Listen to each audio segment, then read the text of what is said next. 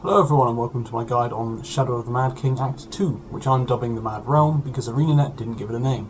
So anyway, what does this bring to the table? A couple of cool mini-games and some extra cool things, but I'm going to start with the one thing that actually doesn't take place in the Mad Realm, which is the Mad Memories book Part 2. This quest is much the same as last time. In fact, it is the same as last time, but with new locations and more to learn about the Mad King's past. Seeing as it's so similar to the last part, I'd still recommend the walkthrough for anyone who isn't too bothered about the fun of figuring out the puzzle, rather than the lore it offers. And sadly, that's all there really is to say about the Mad Memories book Part 2, so let's move on to the Mad Realm. You're probably wondering how the hell you get to the Mad Realm, and it's more obvious than you might think. Remember those haunted doors that had a habit of despawning as you ran up to them? Yeah. Well, now they will let you go through them, and as well as that, they won't disappear. That's right, they're constantly there in Queensdale, and to make things even better, they're marked on your map. So now you've entered the Mad Realm, and you're probably wondering what you do here. Well, plenty of things, oddly enough. You'll notice this weird looking guy called the Lunatic Boatmaster who'll give you some options. Let's start from the top. So the first in the list is the Lunatic Inquisition. It's a rather fun and easy to pick up minigame. The basic concept is either stay alive for as long as possible, or kill as many villagers as possible.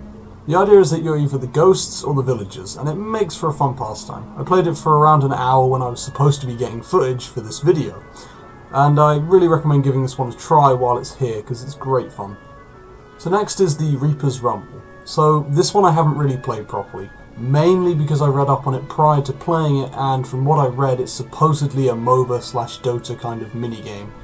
I understand very little about those types of games, and thus very little about this minigame, so I decided it would be best for all my unfortunate teammates if I left this one out. But if that sounds like a really cool idea to you, give it a go. The most information I can give about this minigame is that it works in a similar fashion to structured PvP, because you're given both an armor set and a team colour. The only difference being, of course, that you are forced to use an axe and a pistol. So next is the Mad King's Clock Tower. I'm sure you've all heard an anguished tale of this jumping puzzle by now, and I can only chime in on that. It took me probably about an hour to get this done without ballsing it up, which I can assure you I certainly did do. Incredibly annoying. Possibly made it again. Quite fuck! No, I haven't. Eventually, however, I succeeded and got my loot's achievement, which wasn't really what made it worth it. It was more the fact of beating the damn thing that made it so rewarding. I'd highly recommend doing this jumping puzzle because it is actually rather fun.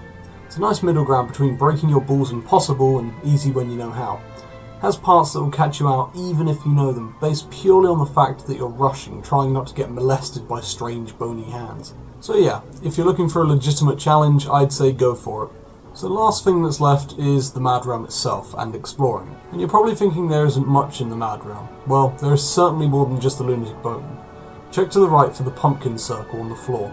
If you head over to it, you can right click on it to be teleported to a zone with loads of carving pumpkins and Halloween themed enemies to kill.